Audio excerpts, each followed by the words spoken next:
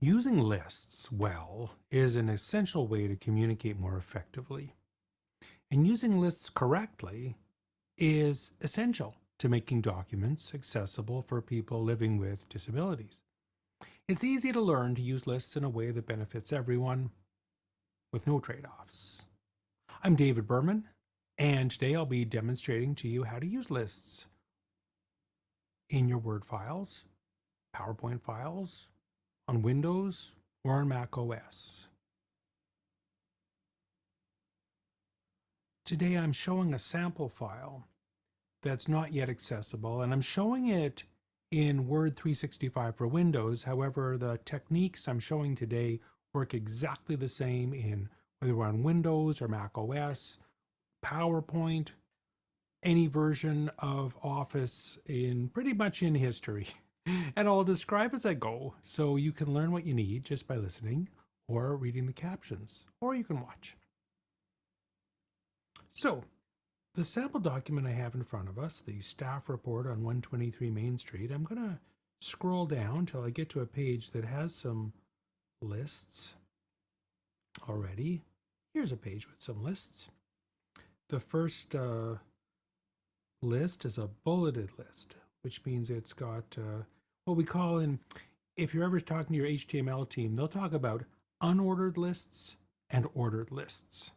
Whereas in Word or PowerPoint, Microsoft talks about bulleted lists or numbered lists. So the idea is that an unordered list is a list that doesn't have any ordering, that it doesn't have numbers or letters to show you what order things are in.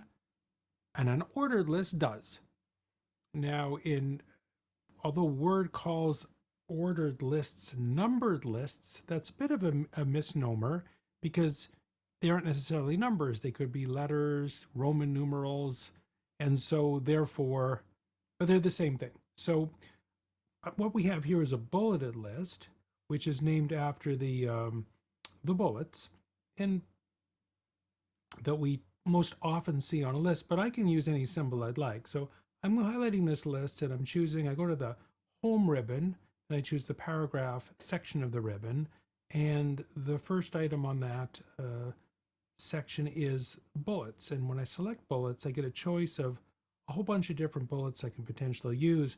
The most classic one is the round thing that looks like a bullet hole. And just in case you're looking to reclaim language, good news, the word bullet actually is from the French ballon. It predates the invention of the gun.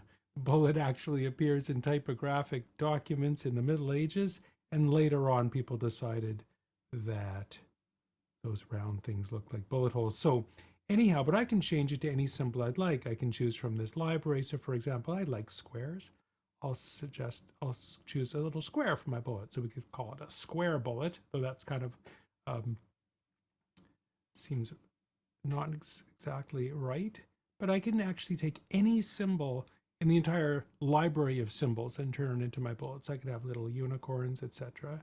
Now, there's a second list here as well, and it's got round bullets that have white within them.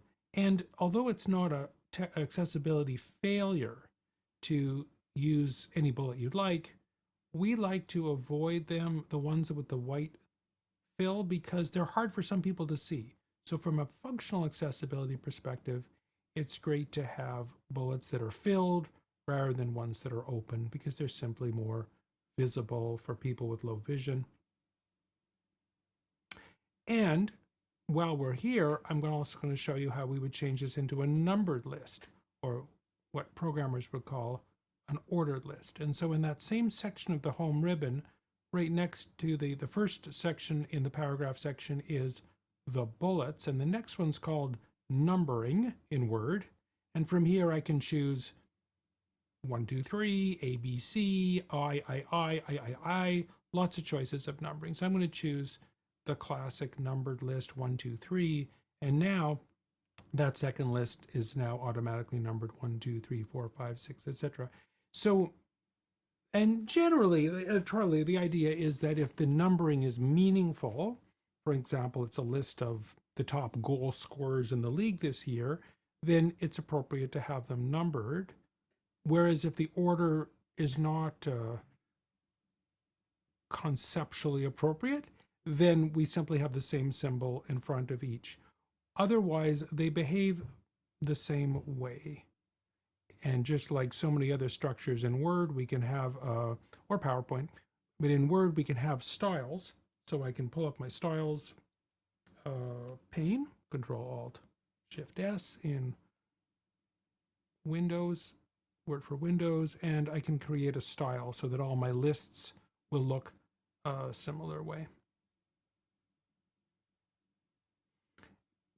Why lists are important for people, for some of your users is, for example, if the person reading your document is using a screen reader, then the list structure helps them know how many items there are in the list. Because, for example, a sighted user can glance at what I'm showing and say, oh yeah, okay, that list looks like maybe it's got maybe 9 or 10 things on it. But if you're a screen reader user who's relying on the document being announced, then as soon as you get to the first item and you realize, oh, I'm in a list, and you could wonder how many items are there. Well, the screen reader will automatically announce list item 1 of 9, 2 of 9, 3 of 9, 4 of 9. It may say different things depending on your settings. But the idea is it tells you whether it's a numbered list or not. It's going to tell the person how many items there are on the list and where they are in the list, which helps them navigate or even decide if they want to bother listening to it. So that's how easy it is to take any chunk of text. I'll grab this paragraph here and I'll just assign it a, let's say, an ordered list.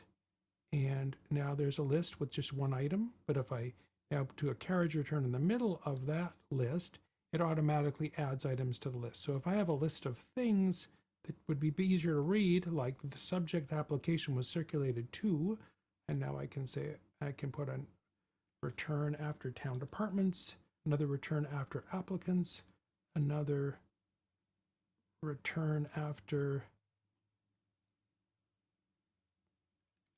third-party peer reviewers, and external commenting. So now, and agencies, what I've done is I've quickly taken a paragraph that had a list within a sentence and broken it down into a bulleted list.